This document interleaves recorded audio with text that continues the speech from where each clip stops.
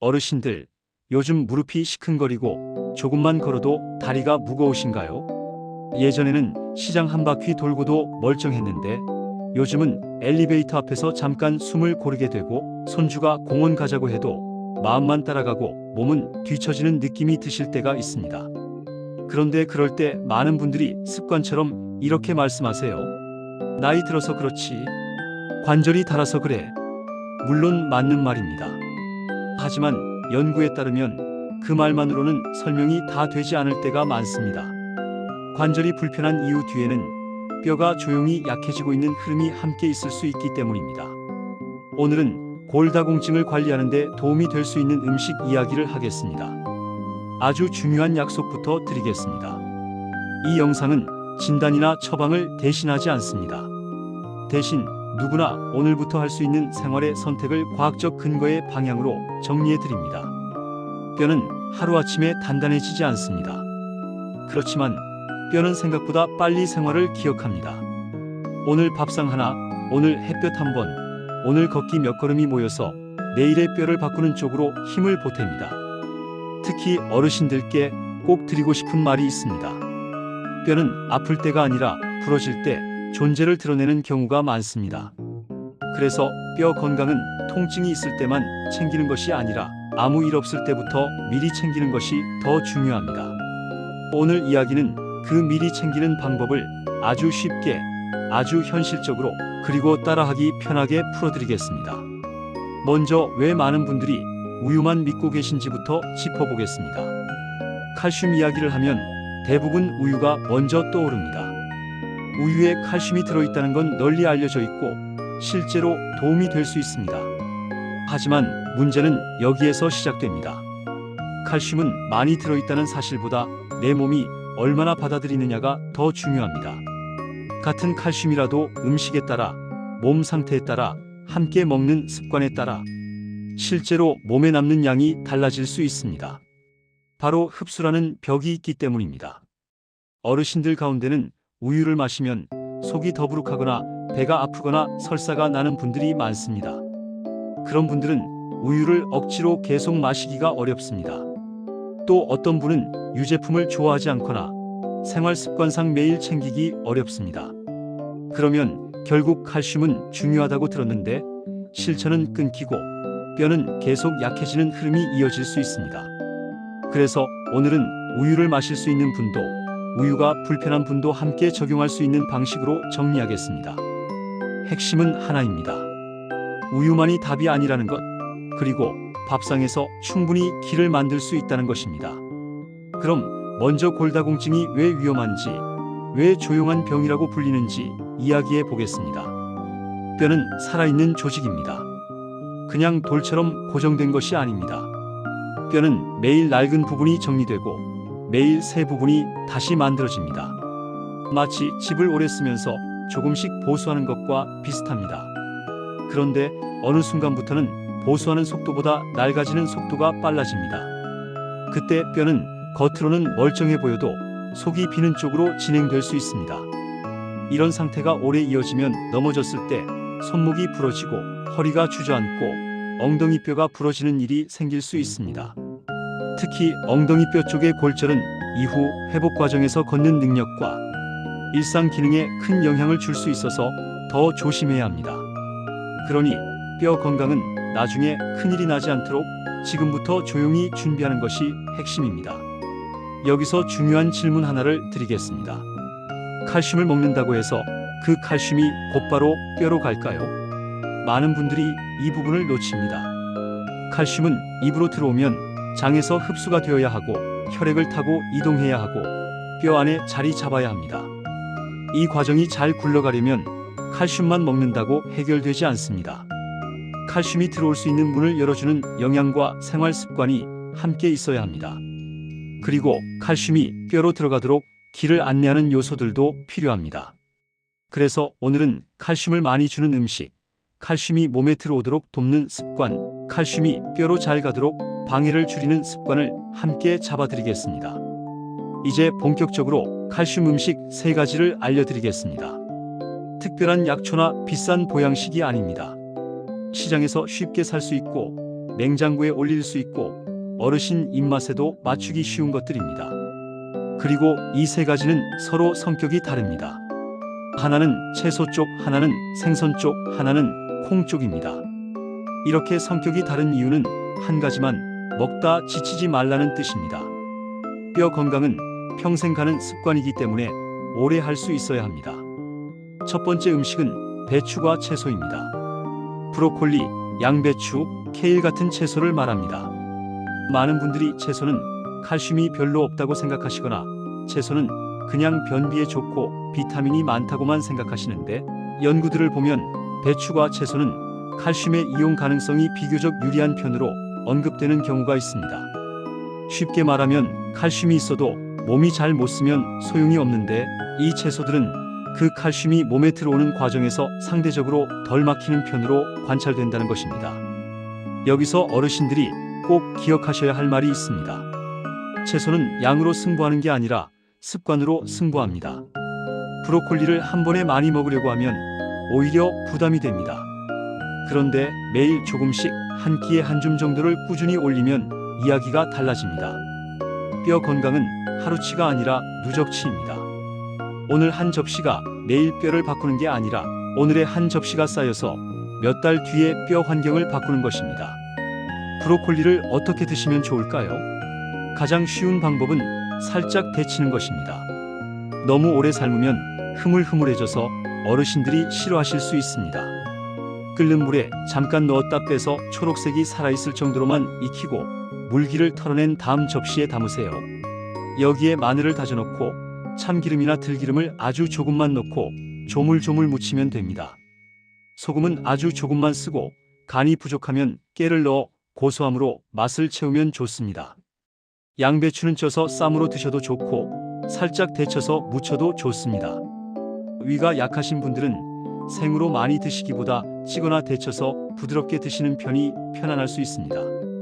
이 채소들의 또 다른 장점은 염증 환경을 줄이는데 도움이 될 수 있는 식물성 성분이 함께 들어있다는 점입니다. 뼈는 단단한 것 같지만 염증과 스트레스의 영향을 크게 받습니다. 몸이 늘 긴장하고 염증이 많아지면 뼈를 지키는 쪽보다 소모되는 쪽이 우세해질 수 있습니다. 채소를 꾸준히 먹는다는 건 단지 칼슘 한 가지를 넣는 것이 아니라 뼈가 살아가기 좋은 환경을 만드는 일을 함께 하는 것입니다. 두 번째 음식은 뼈째 먹는 생선입니다. 대표적으로 멸치가 있고 뼈째 먹는 작은 생선류가 있습니다. 이 부류가 좋은 이유는 아주 직관적입니다. 뼈를 뼈째 먹는 것입니다. 칼슘은 뼈에 많은 미네랄이기 때문에 뼈째 먹는 식품은 칼슘 공급원으로 자주 언급됩니다. 하지만 여기에도 함정이 있습니다. 멸치를 먹는 방식입니다. 멸치를 달고 짜게 볶아 드시면 다른 문제들이 함께 옵니다. 나트륨이 많아지면 칼슘이 소변으로 빠져나가는 부담이 커질 수 있고, 단맛이 강해지면 혈당 관리에도 부담이 될 수 있습니다. 그러니 멸치의 장점을 살리려면 조리법을 바꿔야 합니다. 멸치를 가장 뼈 친화적으로 드시는 방법은 이렇습니다. 팬에 기름을 아주 조금만 두르고 멸치를 살짝 볶다가 다진 마늘을 조금 넣고 마지막에 견과류를 넣어 고소함을 올려주면 됩니다. 간장은 아주 적게만, 설탕은 가능하면 줄이고 대신 양파를 잘게 다져 넣어 자연스러운 단맛을 쓰는 방식이 좋습니다. 양파는 단맛이 나면서도 식감이 부드러워 어르신들이 드시기 편합니다. 또 멸치를 미역국에 넣어 끓이는 분들도 계신데 미역 자체도 미네랄이 있고 국물로 부드럽게 드실 수 있어서 좋은 방향일 수 있습니다. 다만 국은 짜지 않게, 국물은 많이 드시지 않고 건더기 위주로 드시는 습관이 함께 가야 합니다. 여기서 주의할 점도 꼭 말씀드리겠습니다. 요산 수치가 높거나 통풍이 있는 분은 생선 건어물을 과하게 드시는 것이 부담이 될 수 있습니다. 이런 경우에는 양을 줄이고 횟수를 조절하고 본인 몸의 반응을 살피는 것이 필요합니다. 또 신장 기능이 좋지 않거나 단백질 조절이 필요한 분도 개인 상황에 따라 식단 조절이 필요할 수 있습니다. 그러니 오늘 제가 드리는 원칙은 이렇게 잡아드리겠습니다. 멸치는 뼈째 먹는 칼슘 식품으로 도움이 될 수 있지만 짜게 먹지 말고 과하게 먹지 말고 본인 상태에 맞춰 부드럽게 꾸준히 먹는 것이 핵심입니다. 세 번째 음식은 두부입니다. 두부는 어르신 밥상에서 정말 효자입니다. 부드럽고 소화가 비교적 편하고 다양한 요리로 바꾸기 쉽습니다. 그리고 뼈 건강에서 두부가 중요한 이유는 칼슘만이 아닙니다.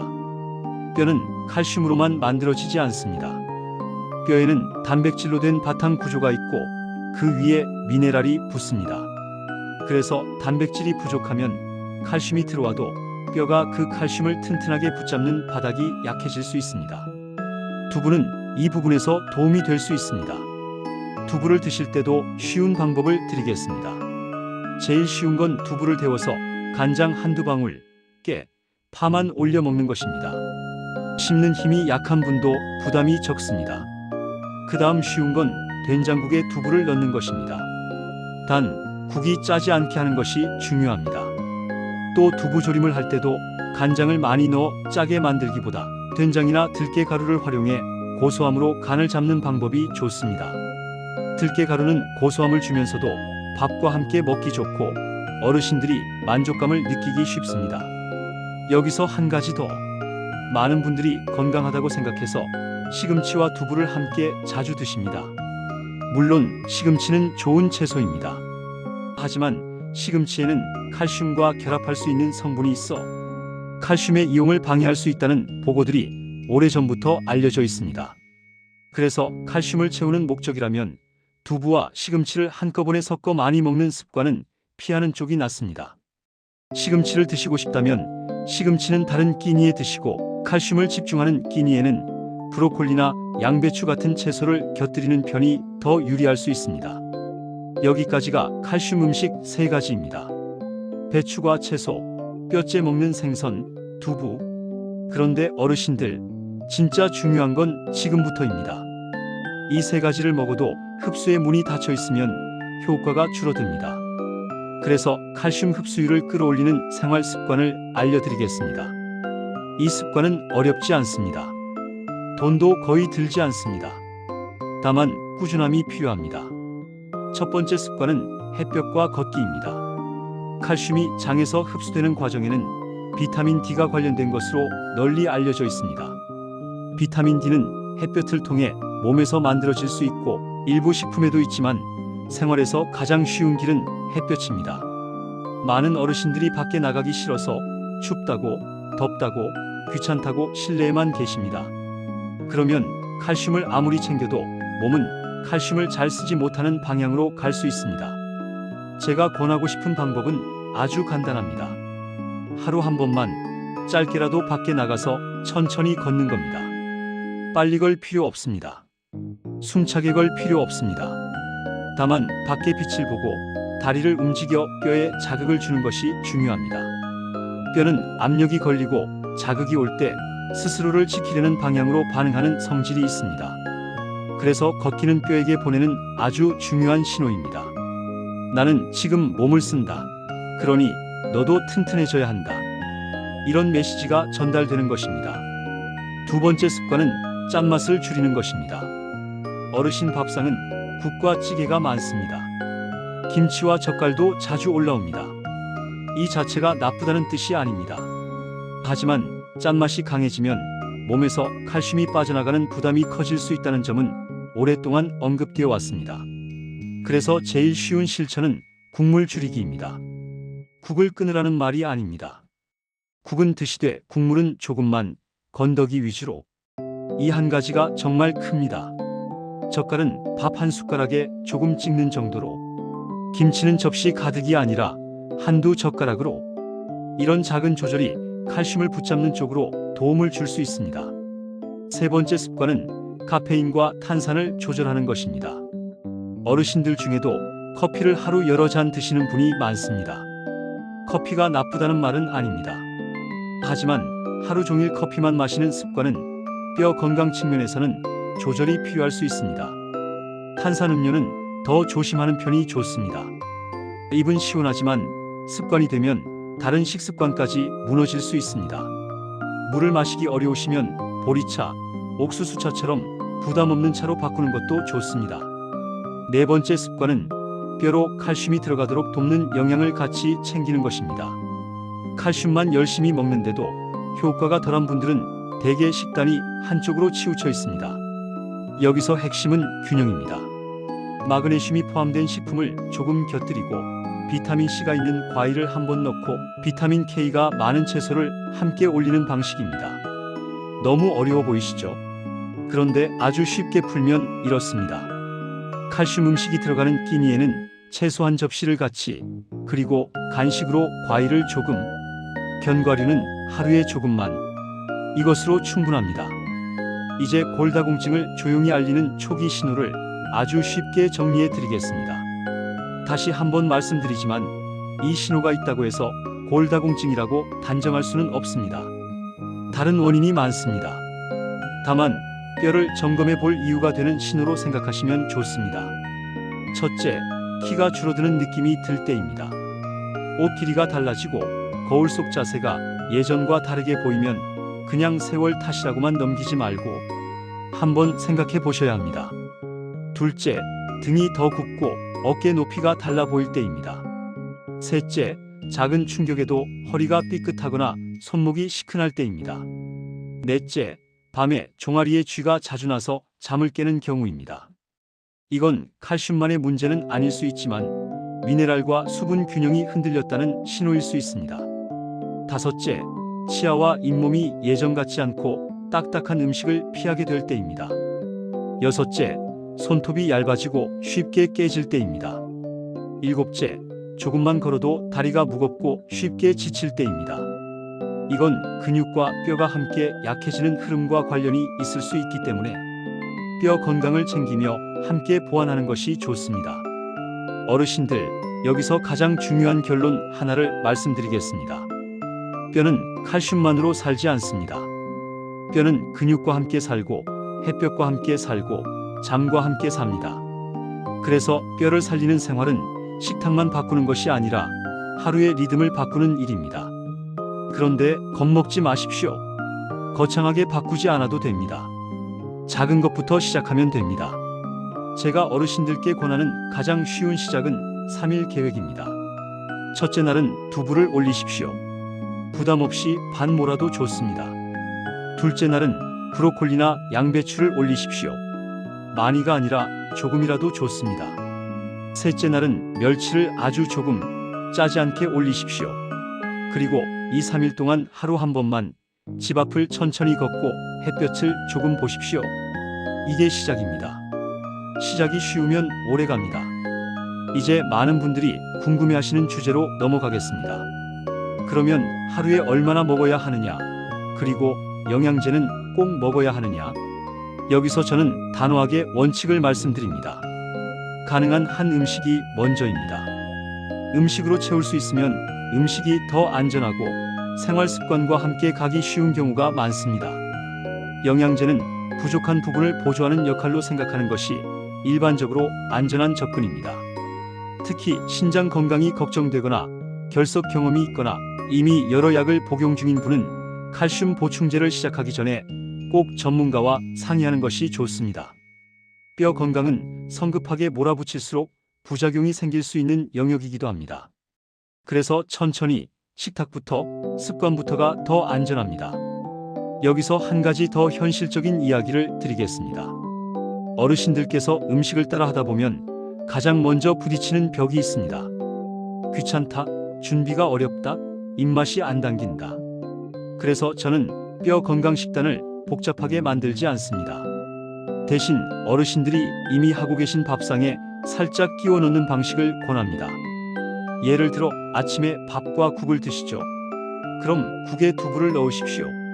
점심에 반찬을 드시죠. 그럼 반찬 한 가지를 브로콜리나 양배추로 바꾸십시오. 저녁에 밥이 부담되면 죽이나 미음으로 드시죠. 그럼 그때 멸치를 잘게 부숴 넣거나 미역국을 짜지 않게 끓여 드십시오. 이렇게 기존 습관 위에 얹어가는 방식이면 훨씬 오래 갑니다. 그리고 한 가지 더. 칼슘은 한 끼에 몰아서 많이 먹는 것보다 여러 끼니에 나누어 먹는 편이 더 유리하다고 알려져 있습니다. 몸이 한 번에 흡수할 수 있는 양에는 한계가 있기 때문입니다. 그래서 칼슘 식품은 아침, 점심, 저녁 중 한 끼에 몰아넣기보다 두부는 한 끼, 채소는 한 끼, 멸치는 한 끼. 이런 식으로 흩어놓는 편이 좋습니다. 어르신 밥상은 원래 여러 반찬을 조금씩 먹는 문화가 있기 때문에 오히려 장점이 될 수 있습니다. 이제 뼈 건강에 도움이 될 수 있는 하루 식사 흐름을 아주 쉽게 말로 그려드리겠습니다. 아침에는 두부를 부드럽게, 두부를 데워서 간장 아주 조금, 파, 깨만 올려 드십시오. 여기에 양배추를 찌거나 데쳐서 한두 장만 곁들이셔도 좋습니다. 아침 식사를 마치고 나서는 집 앞에 나가서 천천히 걸으십시오. 햇볕이 강하면 모자를 쓰고 팔은 너무 노출하지 않아도 됩니다. 중요한 건 빛을 보고 움직이는 겁니다. 점심에는 밥과 함께 브로콜리 반찬을 올리십시오. 브로콜리가 부담이면 양배추라도 좋습니다. 씹기 힘들면 더 부드럽게 익히면 됩니다. 간은 싱겁게 고소함으로 만족감을 올리십시오. 점심에 국을 드시게 되면 국물은 절반만 드십시오. 그 한 번이 칼슘을 지키는 힘이 됩니다. 저녁에는 멸치를 아주 조금, 멸치볶음을 달고 짜게 하지 말고 마늘과 양파로 맛을 잡고 견과류를 조금 넣으십시오. 씹기 힘들면 멸치를 더 잘게 다져볶아 밥 위에 뿌리듯 드셔도 됩니다. 저녁에는 과일을 조금 드십시오. 귤이나 키위처럼 신선한 과일을 작은 접시에 담아 천천히 드시면 됩니다. 과일은 뼈를 직접 단단하게 만들기보다는 뼈의 바탕 환경, 특히 결합 조직에 필요한 요소와 연관된 영양을 보태는 쪽으로 생각하시면 좋습니다. 그리고 마지막으로 꼭 드리고 싶은 한 가지는 수면입니다. 잠이 부족하면 몸은 회복보다 소모 쪽으로 기울기 쉽습니다. 뼈도 회복이 필요한 조직입니다. 밤에 자주 깨고 새벽에 뒤척이고 낮에 잠이 쏟아지면 생활 리듬이 무너집니다. 그러면 밥상도 흐트러지고 걷기도 줄고 햇볕도 줄어듭니다. 그래서 뼈 건강은 결국 잠과도 연결됩니다. 오늘부터라도 잠들기 전에는 화면을 덜 보고 따뜻한 물로 샤워하고 방을 어둡게 하고 같은 시간에 누워보십시오. 이 작은 습관이 뼈 건강을 지키는 큰 기둥이 될 수 있습니다. 어르신들, 지금까지 이야기를 들으시면서 이런 생각이 드실 수 있습니다. 그래도 내 무릎은 이미 아픈데 이제 와서 바뀌겠어. 여기서 제가 드리고 싶은 말이 있습니다. 뼈와 근육은 늦었다는 말을 제일 싫어합니다. 늦었다고 느낀 순간에도 뼈는 매일 다시 만들어지고 있고 근육도 매일 다시 적응합니다. 중요한 건 완벽이 아니라 방향입니다. 매일 우유를 마시지 못해도 됩니다. 대신 배추가 채소 한 접시, 두부 한 조각, 멸치 한 숟가락을 내 삶에 넣을 수 있습니다.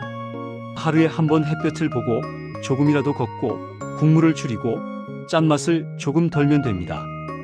이 정도면 충분히 방향이 바뀝니다.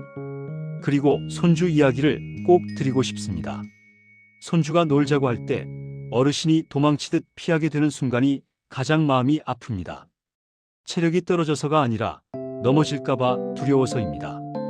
뼈가 약해지면 사람은 행동이 줄어듭니다. 행동이 줄면 근육이 줄고 근육이 줄면 균형이 떨어지고 균형이 떨어지면 넘어질 위험이 커집니다. 그래서 뼈 건강은 단지 칼슘의 문제가 아니라 삶의 반경의 문제입니다. 여러분의 삶의 반경을 되찾는 첫걸음이 오늘의 밥상일 수 있습니다. 이제 오늘 핵심을 아주 쉬운 말로 다시 묶어드리겠습니다. 우유만이 답이 아닙니다. 칼슘은 먹는 것보다 몸에 남는 것이 중요합니다. 그래서 배추과 채소, 뼈째 먹는 생선, 두부를 꾸준히 드시는 것이 도움이 될 수 있습니다. 여기에 햇볕과 걷기를 붙이면 흡수의 문이 열리고 국물과 짠맛을 줄이면 칼슘이 빠져나가는 구멍이 작아집니다. 커피와 탄산을 줄이면 생활의 균형이 더 좋아집니다. 이게 전부입니다. 어렵지 않습니다. 하지만 이 단순함을 꾸준히 하면 결과는 달라질 수 있습니다. 여기서부터는 여러분이 직접 참여하실 차례입니다. 오늘 저녁 밥상에 3가지 중 하나만 올려보십시오. 브로콜리든 두부든 멸치든 무엇이든 좋습니다. 그리고 내일도 하나를 올려보십시오. 모레도 하나를 올려보십시오. 그러다 보면 어느 날 몸이 먼저 말합니다. 아침에 일어날 때 덜 뻐근하네. 계단 앞에서 덜 겁나네. 다리가 덜 무겁네. 이런 작은 변화가 쌓이면 자신감이 생깁니다. 자신감이 생기면 움직임이 늘고, 움직임이 늘면 뼈와 근육이 함께 살아납니다. 이 흐름이 진짜 목표입니다. 댓글로 이렇게 한 줄만 남겨보세요. 나는 오늘부터 뼈를 살리는 밥상을 시작합니다. 이 한 줄이 어르신의 실천을 붙잡아주는 약속이 됩니다. 그리고 주변에 뼈 건강이 걱정되는 가족이 있다면 오늘 내용을 꼭 함께 나눠주십시오. 가족의 건강은 혼자 지키는 것이 아니라 함께 지키는 것입니다.